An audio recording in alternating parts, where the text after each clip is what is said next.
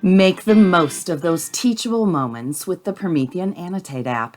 It allows you to add annotations over anything displayed on your active panel screen.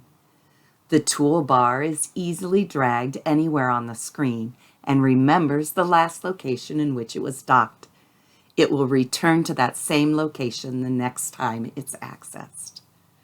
The Annotate app allows for different point sizes for the pen, highlighter, and eraser simultaneously.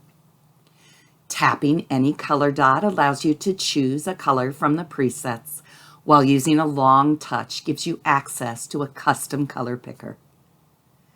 Using the undo and redo buttons allows for quick corrections, and the eraser allows you to erase a small bit of annotations. Tapping the trash can will clear all existing annotations. At any time, tap the I button to exit Annotate mode. This allows interaction with anything on your active panel.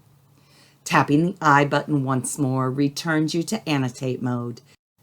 From the Annotate toolbar, you can quickly take a screen capture. And finally, tapping the X will close out the Annotate app, but not before you're asked if you'd like to save your annotations.